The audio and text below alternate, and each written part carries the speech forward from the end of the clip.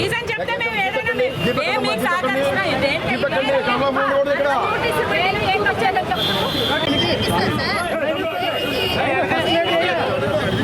Programme జరుగుతుంది, అక్కడ forum జరుగుతుంది. మీరు ఇంతమంది ఎందుకు దానికి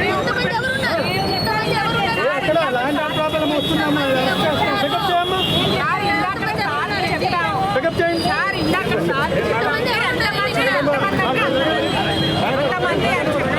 కూర్చోబెట్టమ్మా, కూర్చోబెట్టు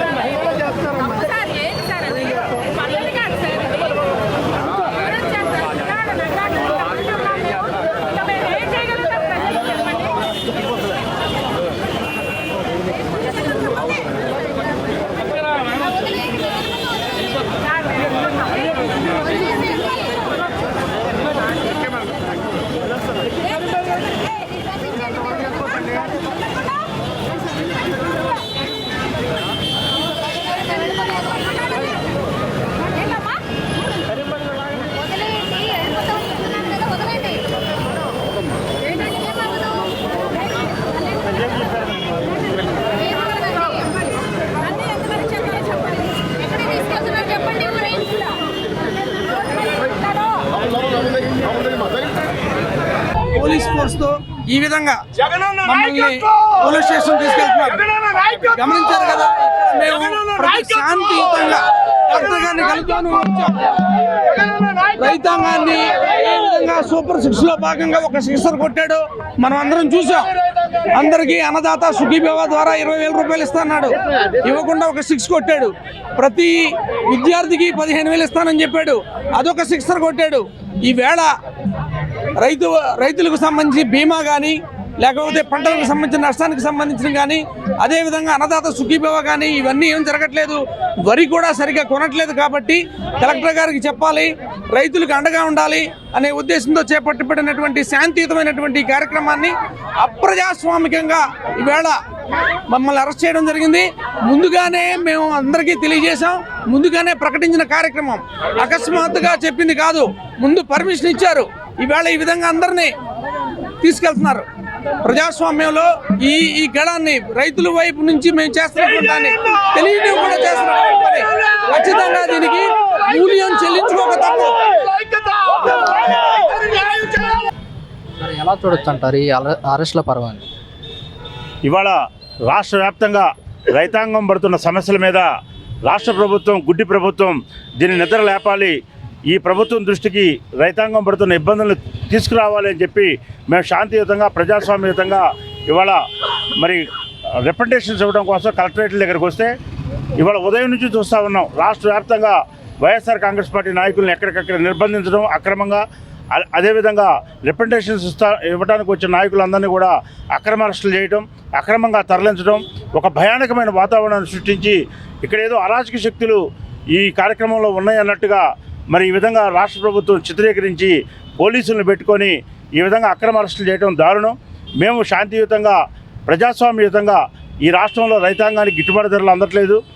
అదేవిధంగా తడిచిన ధాన్యాన్ని కొనాలని, రంగుమారిన ధాన్యాన్ని కొనాలని, అదేవిధంగా రైతులకి కూటమి ప్రభుత్వం ఇచ్చిన హామీ ఏదైతే ఉందో రైతు భరోసా సంవత్సరానికి 20,000 ప్రతి రైతుకు కూడా ఇవ్వాలని డిమాండ్ చేస్తూ, అలానే జీరో వడ్డీ ఏదైతే రాష్ట్ర ప్రభుత్వం ప్రామిస్ చేసిందో రైతులకి దాన్ని కూడా ఇవ్వాలని, అలానే రైతాంగానికి సంబంధించి ఇంకా నాణ్యమైన విత్తనాలు, అలానే మందులు, అదేవిధంగా గిట్టుబాటు ధరల కోసం మేము సాగిస్తున్నటువంటి ఈ రైతు పోరుబాట కార్యక్రమాన్ని అణిచివేసే దూరంలో ఇవాళ రాష్ట్ర ప్రభుత్వం చూడటం నిజంగా దుర్మార్గమైన చర్య. ఇది రైతు వ్యతిరేక చర్య అని చెప్పి వైఎస్ఆర్ కాంగ్రెస్ పార్టీగా మేము తెలియజేస్తా ఉన్నాం. మీరు ప్రజలకి అండగా నిలబడుతున్న తరుణంలో ఈ అడ్డుకోవటాన్ని ఎంతవరకు చూస్తారు? అదే ఇది దుర్మార్గపు చర్య, అప్రజాస్వామికం అని చెప్పి మేము చెప్తా ఉన్నాం. రైతాంగం సమస్యలు మీరిచ్చిన హామీలనే మేము అడుగుతున్నాం తప్ప మేము కొత్తగా ఏం అడగట్లా. మీరు ఎన్నికల మేనిఫెస్టోలో 20,000 ప్రతి రైతుకి ఇస్తానని చెప్పారా చెప్పలేదా? మీరు సూపర్ 6లో చెప్పారు, మరి దాన్ని ఎందుకు అమలు చేయట్లేదు? వాటికి 6 నెలలు అవుతుంది. గతంలో జగన్మోహన్ రెడ్డి గారు ముఖ్యమంత్రి ఉన్నప్పుడు రైతు భరోసా కింద ప్రతి సంవత్సరం 13,500 ఇస్తానని చెప్పాం. 3 విడతల్లో ఇచ్చాం, ప్రతి సంవత్సరం కూడా ఇచ్చాం, క్రమం తప్పకుండా ఇచ్చామా ఇవ్వలేదా? మరి మీరు హామీ ఇచ్చి మీరు ఎందుకు నిలబెట్టుకోవట్లేదు? మీ రైతుల పక్షాన ప్రతి రైతు కూడా వచ్చి ప్రభుత్వాన్ని అడగలేడు. ఇవాళ రాజకీయ పార్టీ ప్రధాన ప్రతిపక్షంగా మేము ఉన్నాం ఈ రాష్ట్రంలో, అందుకే మేము నిలదీసి అడుగుతూ ఉన్నాం. ఆ సమస్యని మీ కళ్ళు తెరిపించడం కోసం ఇవాళ మేము కలెక్టరేట్లకు వచ్చి విజ్ఞాపన పత్రాలు ఇస్తూ ఉన్నాం. సార్ మీకు అనుమతి లేదంటున్నారు, మీకు ముందుగానే ఇన్ఫర్మేషన్ ఇచ్చారా లేకపోతే ఇక్కడికి వచ్చిన తర్వాత మీకు అనుమతి లేదని చెప్తున్నారు? వారం రోజుల క్రితమే రాష్ట్ర వైఎస్ఆర్ కాంగ్రెస్ పార్టీ అధ్యక్షులు మాజీ ముఖ్యమంత్రి వర్యులు జగన్మోహన్ రెడ్డి గారు రాష్ట్ర వ్యాప్తంగా పిలిపివ్వడం జరిగింది.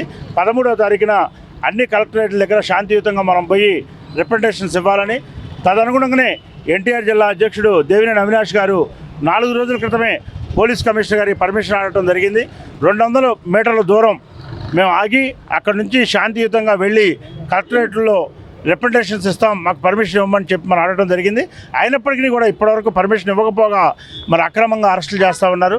ఇది దుర్మార్గమైన చర్య అని చెప్పి ఈ రాష్ట్ర ప్రభుత్వాన్ని హెచ్చరిక చేస్తూ ఉన్నాం.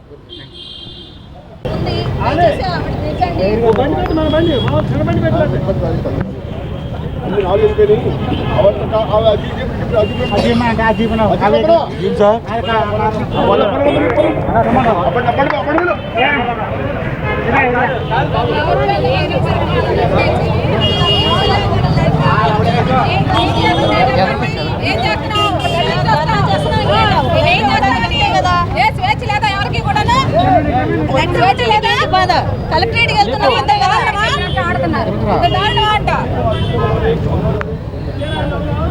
చేతనైతే పరిపాలన సరిగ్గా చేయమని చెప్పండి ఆయన్ని, అంతేగాని ఇష్టం వచ్చినట్టు ఒక లెటర్ ఇవ్వడానికి దానికి ఇంత చెప్పండి.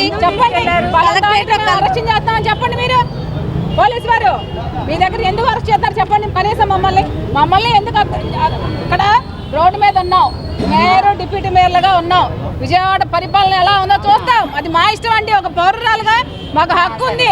అంతేగాని మీరు ఎక్కడికక్కడ అరెస్టులు. ఇప్పుడు తీసుకెళ్ళిన బస్ అంతా ఏం చేశారని నేను అరెస్ట్ చేశారండి. మీరు వాళ్ళు ఏం చేశారండి? దోపిడీ చేశారా, దొంగతనం చేశారా, ఏం చేశారని వాళ్ళందరూ అరెస్ట్ చేసి తీసుకెళ్ళిపోయారు. మీరు ఏ రైట్ ఉంది చెప్పండి? ఇది ప్రజాస్వామ్య లేకపోతే ఒక తాలిబాన్ దేశంలో అక్కడ ఉన్నాం మనందరం కూడా. ఎక్కడ తీసుకెళ్తున్నారు? మరి ఇంత దారుణమైన పరిపాలన చట్టం తెలుసా? ఎక్కడ మేయర్ మీరు వేరుని తీసుకెళ్తున్నారండి. మీ దగ్గర ఏముంది? మీ దగ్గర కాగితం చూపించండి. అసలు దేనికి అరెస్ట్ చేస్తున్నారో తెలియదు. దేనికి ఫలానికి మీ నిరసన తెలియజేశారు. కనీసం మేము దేని మీద నిరసన తెలియజేస్తున్నామో కూడా బయటకు రానికుండా నొక్కేస్తున్నారంటే ఇది ప్రజా పరిపాలన అనుకోవాలా, తాలిబాన్ల పరిపాలన అనుకోవాలా? ప్రజలు కూడా ఒకసారి గమనించుకోండి. ఎందుకంటే అధికారంలోకి వస్తే మేము ప్రతిదీ చేస్తామని చెప్పారు కొన్ని పార్టీలు. ఇవాళ అధికారంలోకి వచ్చి 6 మాసాలైనా కూడా ఇంతవరకు ఎక్కడా కూడా ఒక పరిపాలన సక్రమంగా చేయాల. ఇవాళ పెన్షన్ల కోతంట, మళ్ళీ కరెంటు బిల్లుల పెంపుదల అంట. ఇవన్నీ ఎలా